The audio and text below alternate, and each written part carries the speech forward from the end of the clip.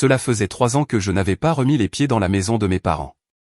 Je ne venais pas pour les anniversaires, n'envoyais pas de cartes de Noël, n'appelais même pas pour la fête des mères. De temps en temps, je recevais un court SMS poli de ma mère me demandant comment j'allais, suivi d'un emoji qu'elle ne savait clairement pas utiliser. Je ne l'ignorais jamais complètement, mais je restais toujours bref. Il n'y avait tout simplement plus rien à se dire. Je travaillais comme agent de sécurité dans un centre commercial en dehors de Columbus, Ohio. Ce n'était pas un travail impressionnant, et je ne prétendais pas que ça l'était. Je vérifiais les portes, surveillais les caméras, m'occupais des voleurs à l'étalage et parcourais les mêmes couloirs 10 heures par jour. Ce n'était pas le genre de travail que l'on met sur la conversation de groupe familial, mais je gagnais ma vie. J'avais mon propre appartement. Je ne demandais rien à personne. Puis, environ une semaine avant Thanksgiving, j'ai reçu un appel téléphonique. Ma mère, excessivement joyeuse, m'a demandé si j'envisagerais de rentrer à la maison pour les fêtes. Elle a utilisé le mot « maison » comme si cela signifiait encore quelque chose. Je lui ai demandé pourquoi. Elle a dit que tout le monde serait là. Elle a dit que cela signifierait beaucoup. Elle a dit que papa s'était calmé. Je n'en croyais pas un mot, mais pour une raison quelconque, je me suis entendu dire que je venais. Peut-être pensais-je que les choses avaient changé. Peut-être voulais-je qu'elles aient changé. Le trajet était long, 8 heures d'affilée, avec peu d'arrêts. Je suis arrivé la veille de Thanksgiving au soir. La maison était exactement la même, bardage blanc, 2 volets manquants, la même balançoire de Porsche que j'avais réparée une fois, toujours suspendue à une chaîne. C'était comme entrer dans un souvenir que je n'avais pas demandé. Mon père a ouvert la porte. Il n'a pas souri. Il ne m'a pas embrassé. Il n'a pas dit grand-chose. Il m'a juste regardé pendant une seconde comme s'il ne me reconnaissait pas. Puis il s'est écarté pour me laisser entrer. Ma mère est sortie de la cuisine, s'est essuyé les mains sur une serviette et a agi comme si cela ne faisait pas 3 ans. Elle m'a offert des restes comme si je vivais encore là. Sarah était déjà sur le canapé, faisant défiler son téléphone comme si je n'étais même pas là. Elle a levé les yeux juste assez longtemps pour dire « Waouh, je ne pensais pas que tu viendrais vraiment. » J'ai compris que ça allait être 2 longues journées. La matinée de Thanksgiving était pleine de bruit et sans chaleur. Ma mère courait partout dans la cuisine, aboyant des instructions à personne. Sarah était en appel Zoom avec quelqu'un de son club de vin, parlant fort de sa Tesla et d'un voyage de ski qu'il prévoyait. Son mari n'est pas venu. Il a dit qu'il avait un truc. Je pensais qu'il ne voulait tout simplement pas être là. Je pouvais comprendre. J'ai proposé d'aider à mettre la table et on m'a dit « ne fais que ne pas gêner ». Alors, je suis allé me promener à la place. Le dîner ressemblait à une page de magazine. Tout était parfaitement arrangé, bougies, assiettes sophistiquées, serviettes en tissu pliées en oiseau. On aurait dit qu'on recevait la royauté. Nous nous sommes assis, et pendant un moment, tout le monde a fait semblant d'être une famille. Il y a eu des banalités, surtout entre ma mère et Sarah. J'ai à peine parlé. Chaque fois que j'essayais, quelqu'un m'interrompait ou regardait son téléphone. Et puis, juste au moment où je coupais la dinde, mon père a posé sa fourchette. Il ne m'a même pas regardé quand il a dit ça. Pour être honnête, il n'a jamais vraiment été notre fils, plutôt un invité qui a abusé de notre hospitalité. Il y a eu un silence pendant une seconde. Ma main s'est juste figée sur mon assiette. Puis Sarah s'est penchée vers ma mère et a chuchoté « Pourquoi l'as-tu invité ?» Il empeste la pauvreté. Elles ont toutes les deux ri comme si c'était une blague qu'elles attendaient de partager. Je n'ai pas crié. Je n'ai pas demandé d'explication. Je me suis juste levé. Je les ai tous regardés, j'ai dit 2 mots, j'en ai fini, et je suis sorti. Personne n'a essayé de m'arrêter. Personne ne m'a rappelé. Je suis monté dans ma voiture, j'ai quitté l'allée et je ne me suis pas retourné. Mais une semaine plus tard, il le ferait. Quand le karma a finalement frappé, il a frappé fort, et j'étais le seul à pouvoir répondre. Le trajet de retour était différent. Pas plus lourd, juste plus silencieux, comme si quelque chose était enfin terminé. Je suis rentré tard ce soir-là, j'ai enlevé mes bottes et je n'ai pas pris la peine de défaire mes valises. Je me suis juste effondré sur le canapé avec la télé allumée sans le son, fixant le vide. Je n'ai dit à personne ce qui s'était passé, pas de SMS à mes collègues, pas de mise à jour sur Facebook. Je suis juste retourné au travail le lendemain matin comme si de rien n'était. Une semaine s'est écoulée. Je me suis installé dans ma routine habituelle, des matinées matinales, de longs quarts de travail, la même liste tournante de voleurs à l'étalage essayant les mêmes astuces. De temps en temps, je pensais à ce que mon père avait dit ou à la façon dont Sarah avait ri, mais ça a cessé de me piquer après quelques jours. J'y étais insensible depuis des années. Cela ne faisait que le rendre officiel. Puis, un mardi après-midi, juste après le déjeuner, j'ai reçu un appel d'un numéro que je ne reconnaissais pas. J'ai laissé passer à la messagerie vocale. 1 minute plus tard, un autre appel. Cette fois, j'ai répondu. C'était ma mère. Sa voix était tendue, tremblante d'une manière que je ne lui avais jamais entendue auparavant. Elle m'a demandé si j'avais 1 minute. J'ai failli raccrocher. Puis elle a dit, nous avons besoin d'aide. Il s'est avéré que mon père avait été renvoyé de son travail 2 jours après Thanksgiving. Pas mis à pied, renvoyé. Quelque chose au sujet de l'utilisation abusive des fonds de l'entreprise, bien qu'elle ne soit pas entrée dans les détails. Sarah venait de découvrir que son mari avait menti sur leurs finances pendant des mois.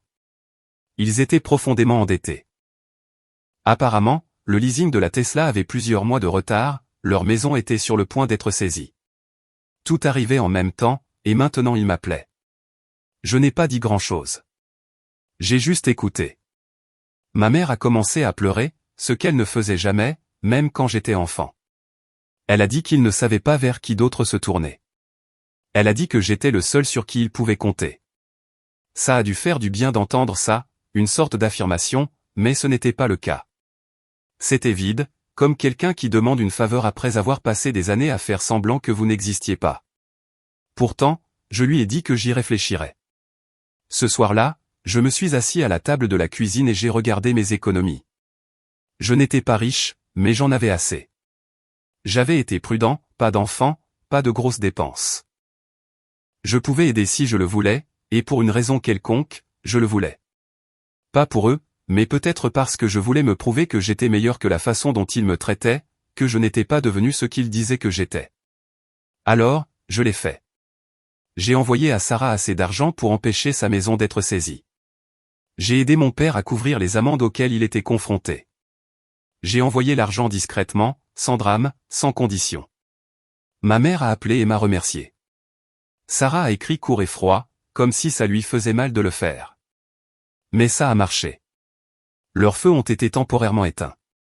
Et juste comme ça, ils ont disparu. Pas de mise à jour, pas de suivi, pas de nouvelles. Après quelques semaines, c'était comme si je n'avais jamais existé jusqu'à ce que je découvre ce qu'ils faisaient avec l'argent. Et c'est là que les choses ont changé. C'est là que j'ai cessé d'être gentil. Je l'ai découvert environ 6 semaines plus tard. Je ne pensais même plus à elle. Je me suis dit que je ne m'attendais pas à un remerciement, mais le silence était toujours au fond de mon esprit comme une pierre dans ma chaussure. Je les avais aidés parce que je pensais que peut-être ils se réveilleraient un peu, me verraient différemment, au moins feraient semblant que j'existais. Mais rien. Pas d'appel, pas de message, juste le silence. Puis, un des gars au travail, Paul, qui faisait aussi des quarts de nuit, est entré dans le bureau de sécurité un soir et a brandi son téléphone. « Mec, c'est pas ta sœur, ça ?» J'ai regardé. C'était une story Instagram, Sarah posant avec 2 cocktails devant un palmier. La légende, de retour sur les rails. Besoin d'un reset. La vie est belle. J'ai cligné des yeux. Ma poitrine s'est serrée. J'ai fait défiler ces stories. Il y en avait d'autres, des chambres d'hôtel de luxe, une décapotable louée, des soins de spa, des hashtags comme Elingvib et Good Vibes Only. Je ne voulais pas y croire. Je me suis dit que peut-être son mari avait trouvé une combine. Mais le lendemain, j'ai vu quelque chose de différent. Une publication de ma mère, un album Facebook intitulé « Un nouveau départ ». C'était des photos d'elle et de mon père sur une plage quelque part, des tenues assorties, un photographe engagé, des bouquets, des invités, une cérémonie de renouvellement de vœux. Ils ont utilisé l'argent pour des vacances, pour un renouvellement de vœux, pour des journées de spa et des cocktails et des clous d'Instagram. J'ai regardé l'écran pendant longtemps en essayant de comprendre tout ça. Ils m'avaient appelé en larmes, avaient imploré de l'aide, m'avaient dit qu'ils étaient au bord du gouffre, et dès que la fumée s'est dissipée, ils ont pris mon argent et se sont fait plaisir. Et pas une seule fois ils n'ont considéré que peut-être je méritais de le savoir. Je n'ai pas dormi cette nuit-là. Je me suis assis à nouveau à ma table de cuisine, mais cette fois avec un bloc-notes. Je n'ai pas pensé à la vengeance au début. J'avais juste besoin de traiter. Mais plus j'écrivais, plus ça changeait. J'ai écrit chaque chose qu'ils avaient faite pour me faire sentir petit, chaque insulte, chaque affront, chaque fois qu'ils m'ont utilisé puis jeté comme si j'étais jetable. Ça a commencé comme une liste, puis un plan tranquille et patient. La première étape, j'ai contacté la société de location de Sarah. Techniquement, sa maison n'avait pas été sauvée, juste retardée. Un seul mauvais paiement et tout s'écroulerait à nouveau. Elle pensait que j'avais réglé le problème. Elle n'avait aucune idée que le prêt était encore instable. Deuxième étape, les problèmes de travail de mon père n'étaient pas terminés.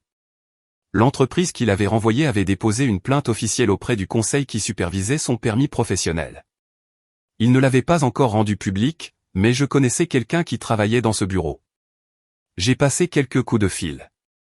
Ce n'était pas illégal. Je n'ai pas menti. J'ai juste rappelé aux gens ce qu'ils avaient déjà sur lui. Je leur ai donné un petit coup de pouce. Et pendant que cela se passait, j'ai commencé à tout documenter, pas seulement ce qu'ils faisaient avec l'argent, mais ce qu'ils publiaient, ce qu'ils disaient, ce qu'ils racontaient à leurs amis. Je ne voulais pas seulement brûler le pont. Je voulais m'assurer qu'ils étaient dessus quand il s'effondrerait. Mais ce n'était que le début. La prochaine étape allait tout changer. J'ai attendu. Il ne s'agissait pas de se précipiter. Si j'avais fait quelque chose de radical tout de suite, cela aurait été évident. Et franchement, je ne voulais pas qu'ils sachent que c'était moi, pas encore. Le truc avec Sarah, c'est qu'elle a ce besoin compulsif de tout publier.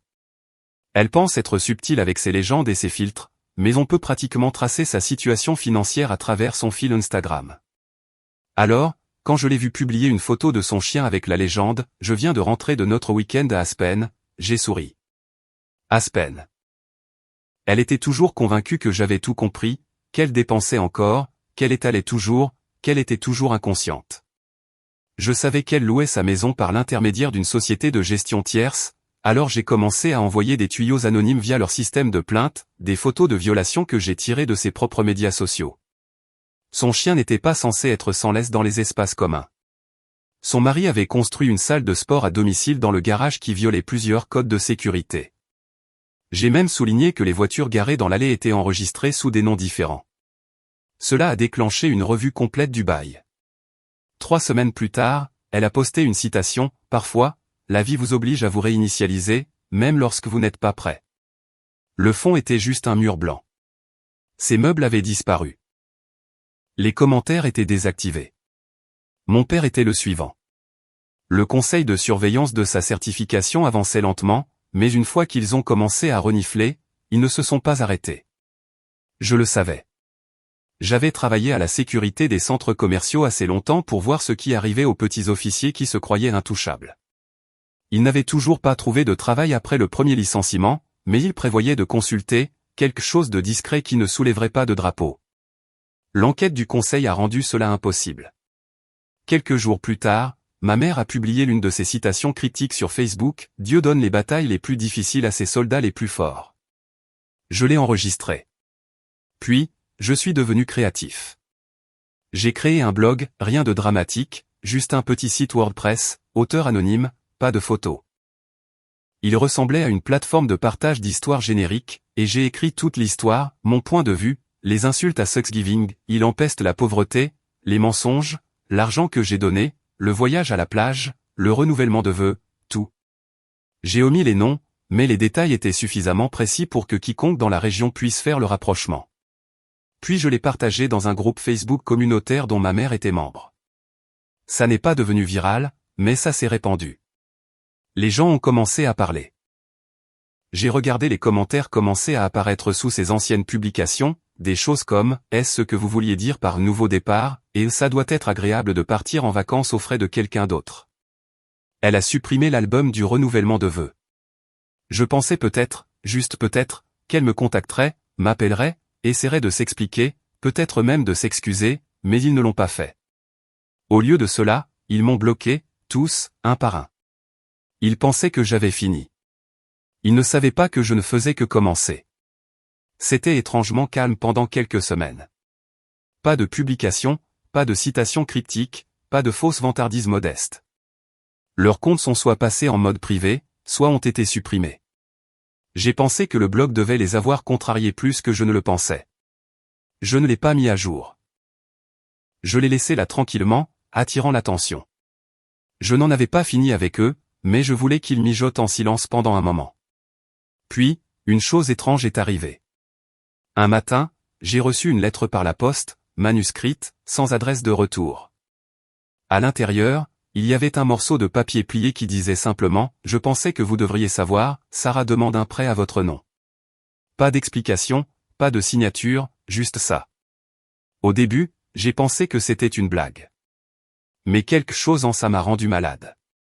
Je me suis connecté à Crédit Karma, une application que je vérifiais à peine plus d'une fois par an. Et là, c'était une demande d'un prêteur dont je n'avais jamais entendu parler, une demande de prêt sous mon nom complet et mon numéro de sécurité sociale, soumise il y a 3 jours. Je l'ai signalé immédiatement, j'ai gelé mon crédit, j'ai déposé la plainte pour fraude. Mais plus que cela, je savais. Je savais que c'était elle.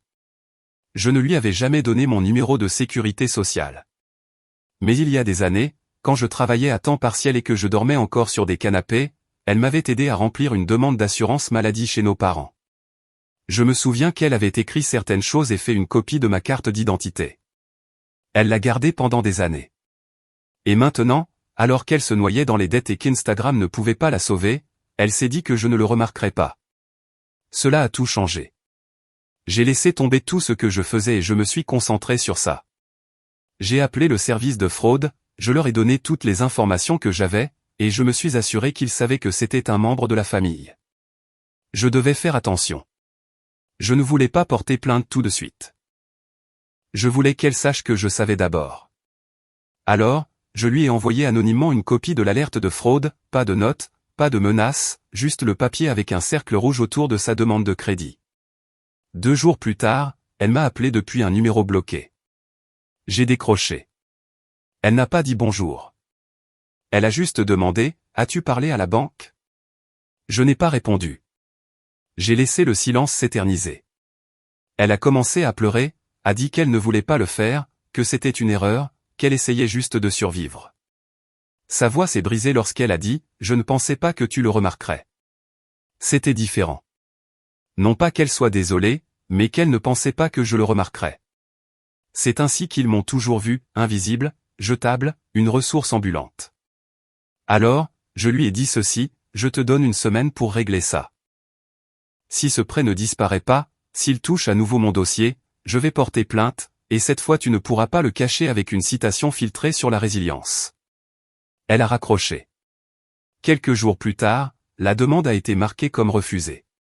Mais je n'avais pas fini, car pendant que je m'occupais de ça, autre chose s'est glissée.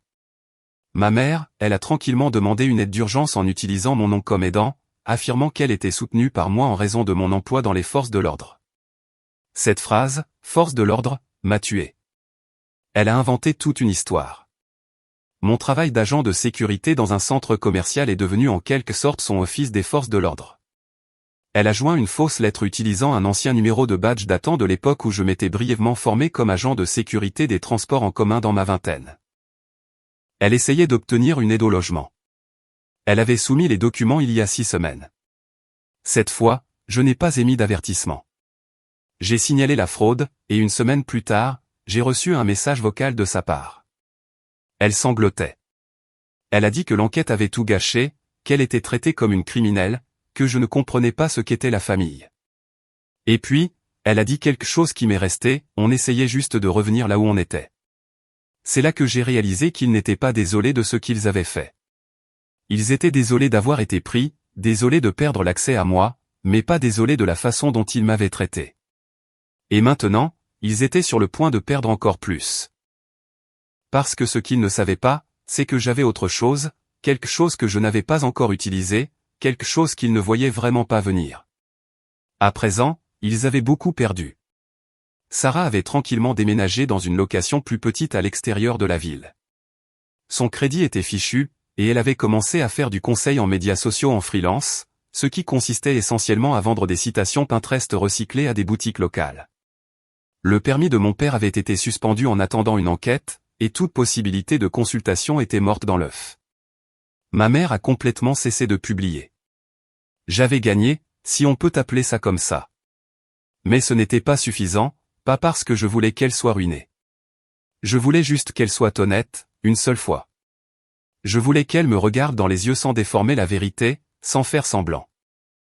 Je voulais qu'ils ressentent le poids de chaque rire qu'ils avaient à mes dépens, de chaque mot méprisant, de chaque fois qu'ils m'ont appelé au moins. Alors, j'ai joué ma dernière carte. Il y a des années, lorsque mon père a obtenu son premier emploi en tant que directeur régional des opérations pour une entreprise de logistique, il y a eu un petit scandale RH qui a été tranquillement balayé sous le tapis. Rien de criminel, juste une violation grave de la politique qui a disparu après l'intervention d'une personne de la haute direction. Je l'avais entendu lors d'un rassemblement familial à l'époque où j'y étais encore invité. À l'époque, je m'en fichais. Mais après l'escroquerie, après qu'ils aient utilisé mon nom, volé mon crédit et essayé de m'effacer à nouveau, je me suis souvenu. J'ai fait quelques recherches, j'ai trouvé un ancien employé qui avait été licencié le même mois. Elle ne s'est pas retenue. Elle m'a envoyé des emails, des rapports internes, même une copie d'une plainte qui avait été rejetée mais jamais supprimée. J'ai tout rassemblé, chaque document discutable, chaque email, chaque rapport ignoré. Puis je l'ai envoyé à son conseil d'agrément actuel, pas anonymement, avec mon nom complet. 3 jours plus tard, il était définitivement radié du barreau. Le conseil l'a dépouillé de tout, pension, statut de retraite, renouvellement futur, disparu. Et pour être clair, je ne l'ai pas envoyé pour lui faire du mal. Je l'ai envoyé parce que c'était vrai. Sarah était la suivante. J'ai envoyé un dossier détaillé à chaque boutique avec laquelle elle travaillait, montrant les faux diplômes qu'elle utilisait. Elle avait affirmé avoir des diplômes qu'elle n'avait pas, de fausses études de cas, et avait même vendu des forfaits publicitaires sous une fausse LLC. Quelques-uns l'ont tranquillement abandonné. L'un d'eux a même publié une story disant qu'il rompait les liens avec des conseillers non vérifiés. Sa présence en ligne s'est effondrée. Elle a tout supprimé. Et ma mère, eh bien, elle m'a appelé une dernière fois. C'était bref. Tu nous as ruinés, a-t-elle dit. Je n'ai même pas discuté. J'ai juste dit, vous l'avez fait vous-même. J'ai juste arrêté de vous protéger. C'était il y a des mois. Ils ne m'ont plus contacté depuis. Personne ne l'a fait. Et honnêtement, c'est la période la plus paisible de ma vie. Ils m'ont toujours vu comme le faible, le perdant, le flic de centre commercial. Mais quand tout s'est effondré, c'est à moi qu'ils sont venus. Et quand ils ont essayé de me couper à nouveau, je leur ai rappelé qui j'étais vraiment.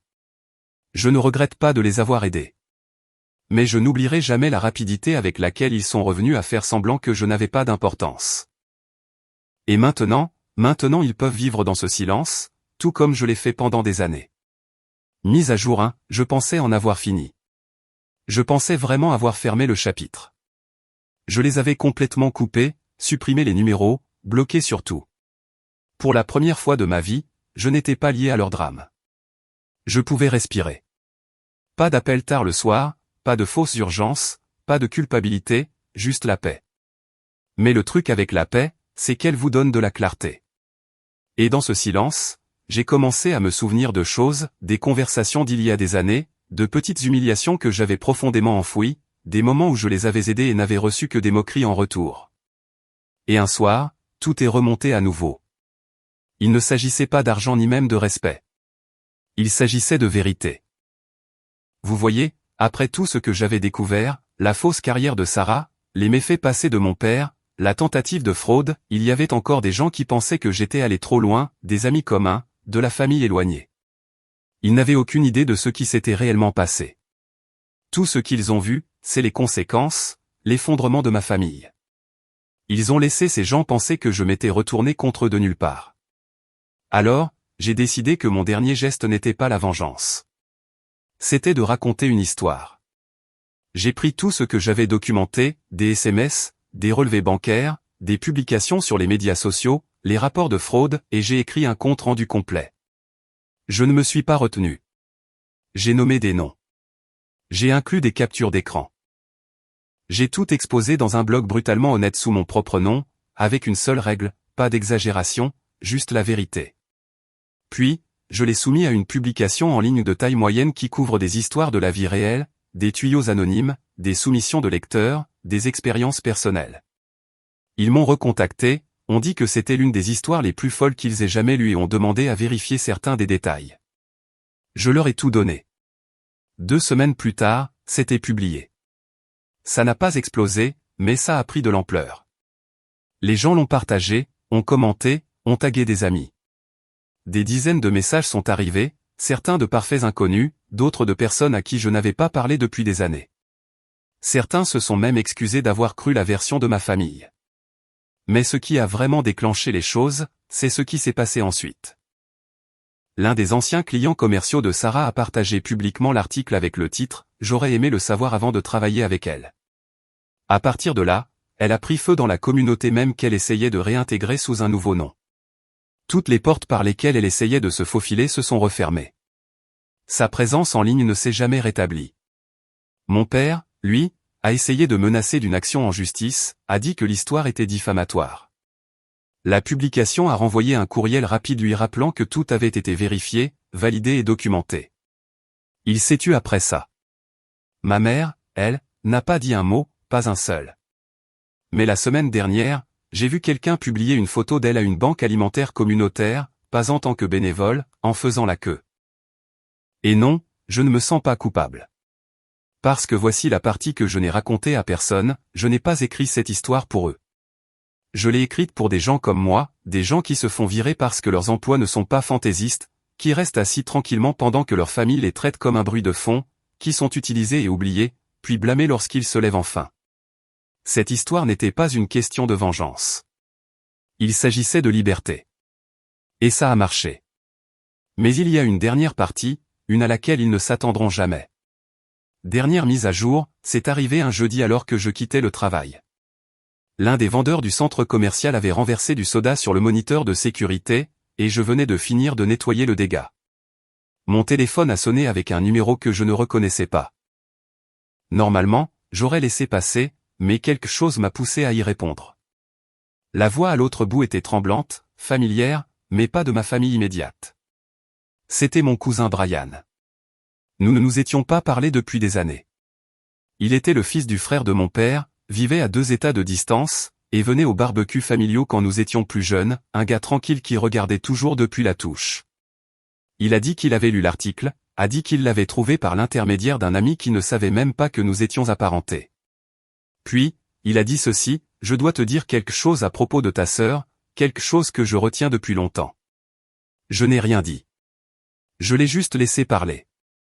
Apparemment, il y a 3 ans, Sarah l'avait approché au sujet d'une opportunité commerciale.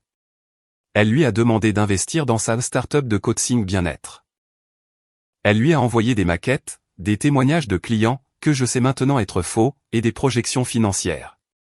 Elle lui a dit qu'elle avait conclu un partenariat avec un influenceur populaire, et s'il s'y prenait tôt, il pourrait doubler son investissement en 6 mois. Il lui a envoyé 15 000 $. Puis rien, des excuses, des retards, disparitions. Il a essayé de le récupérer. Elle lui a dit que c'était lié au marketing et en cours d'examen juridique. Finalement, elle l'a bloqué, lui aussi. Il ne l'a jamais dit à personne parce que, selon ses propres mots, je pensais peut-être qu'elle traversait une mauvaise passe et qu'elle s'en sortirait. Il ne voulait pas provoquer un drame familial.